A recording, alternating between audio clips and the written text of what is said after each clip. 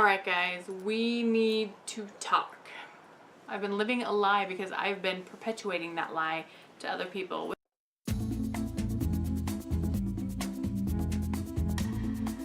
Hey guys, welcome to today's vlog. So, let's have some fun. 3 states, 3 days.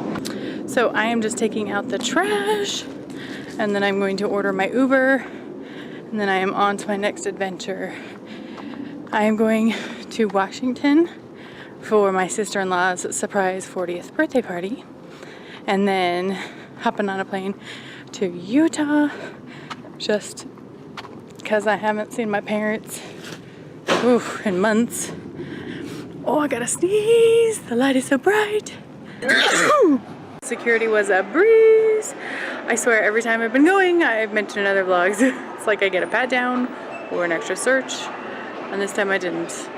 Crossing our fingers, knocking on wood, that I didn't just cause that to happen on future flights.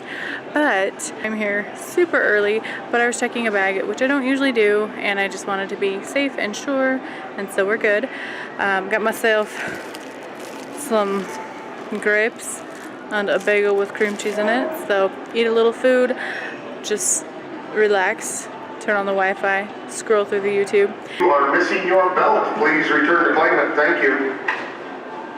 One thing I wanted to ask you, I took an Uber this time and I'm not really sure what the proper etiquette is. I feel like in a taxi, in a cab, you definitely ride in the back, but in an Uber, I usually go for the front seat if I'm alone. But then I realized that might be really weird. Like, I don't know, what do you do? What is the proper thing? What would the drivers prefer? Comment down below, let me know.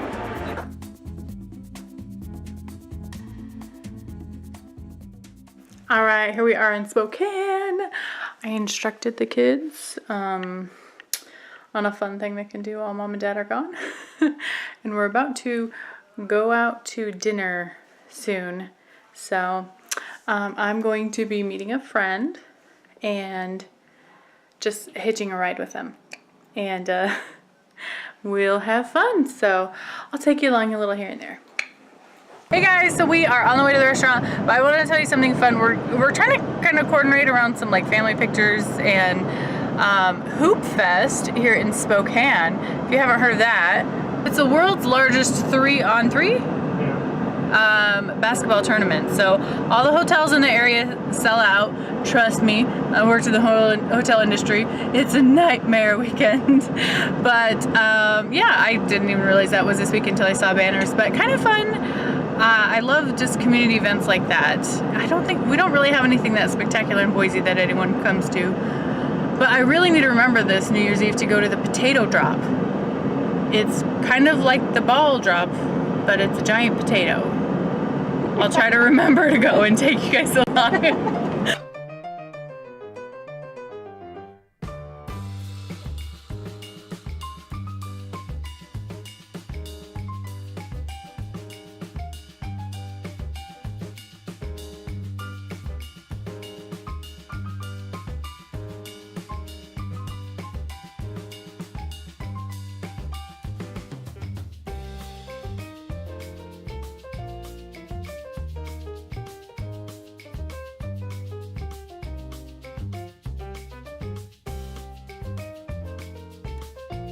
So that was a fun surprise party. She definitely was surprised.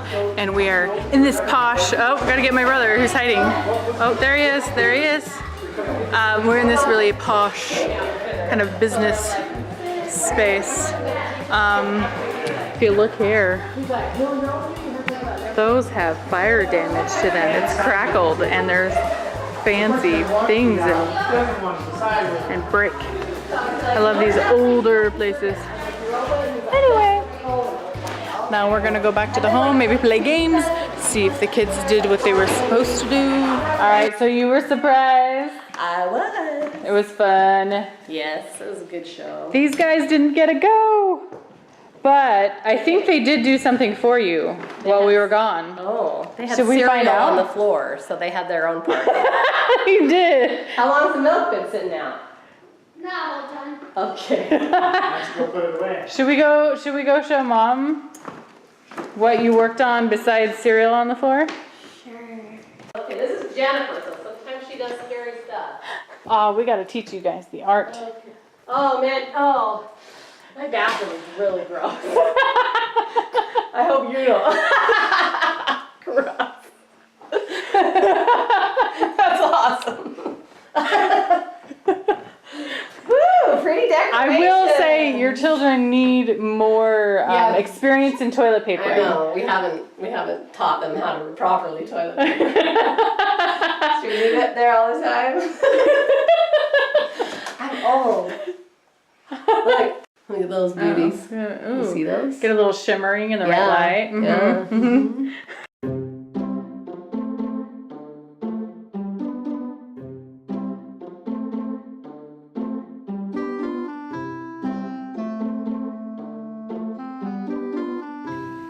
This dude is gonna go play in the Old Man League in Hoop Fest.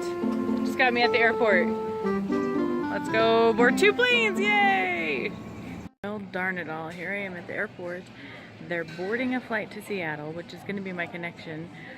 And it's like an hour and a half earlier, so I figure might as well just get to the first spot. But because I checked a bag, they don't have time to grab it and it has to go with me, so I can't get on the flight that's leaving in just a few minutes. I gotta hang out for a while. This is why I don't like checking with baggage on standby. So what you gonna do? I really wanted to bring it so I could get some of my decluttering stuff out. My sister-in-law said she would like some things, so I brought a whole suitcase full, and now I'm stuck with the suitcase. I talked with my brother about maybe just leaving it at their place until next time I come to visit, but I figured might as well just take it back home now, so I put one of my carry-ons in there, and it's going with me to Seattle, then to Salt Lake, and then to Boise tomorrow. So, oh well, what you gonna do? Just enjoy the ride.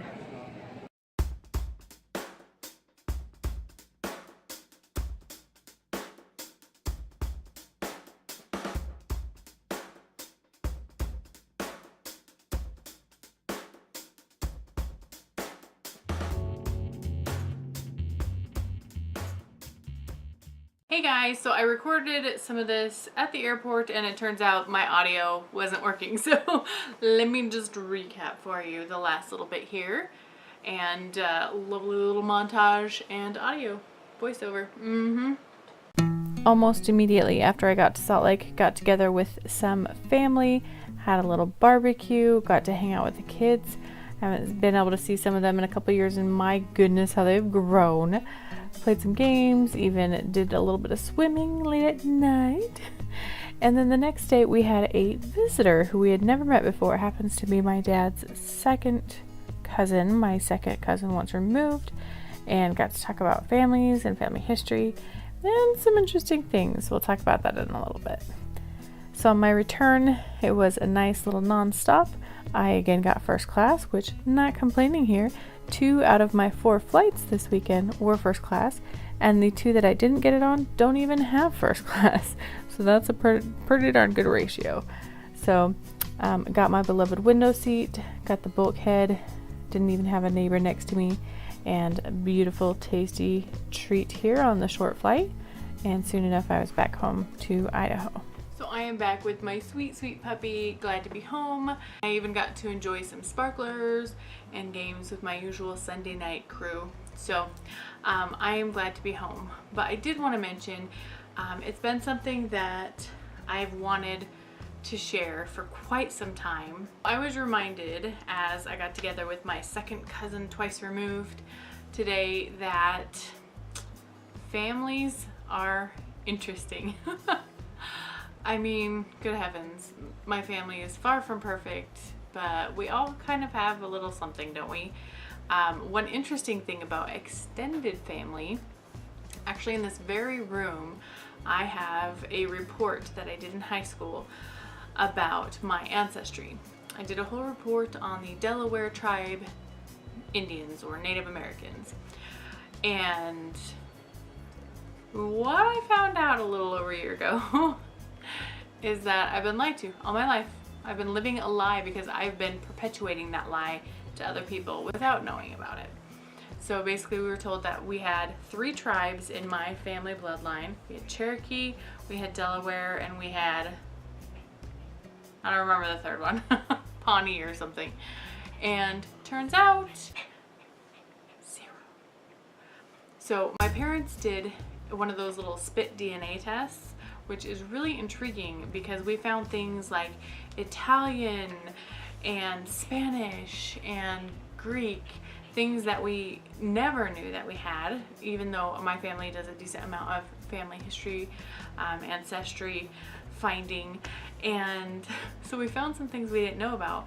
But the Native American that was in my family, yeah, nowhere in our genetic makeup. And for years I did a whole report on it about my family with the Native American, which I know I am like uber pasty white, but my grandpa is not. He's very olive, darker complected, and probably like that Spaniard Mediterranean kind of side of the family. But I thought it was interesting. Once I found that out, someone had commented when I told them that it was kind of a fad thing, kind of fashionable to have Native American in you. And the funny thing is, we didn't, I don't know, like I know there was a specific name attached to it, but I was told as a kid that we don't have like proper documentation showing that we're related to Native Americans, but that's only because there was a racist family member who burned all those records. No. So weird, so weird. Anyway, I thought it would be fun to share that. So scandalous. There I've been living a lie. I'm just a white person with a lot of different backgrounds. So it's pretty cool. I mean, I've got like Danish, Irish, Swedish, Welsh, lots of French, lots of German, pretty much like Europe all thrown together, a little Mediterranean, mostly Western Europe, but a teeny sliver of like Russian Eastern Europe. If you know about your lineage, some sort of cool fact or where you're from, let me know down in the comments below. I think that kind of stuff is really intriguing. So thank you for joining me on this journey.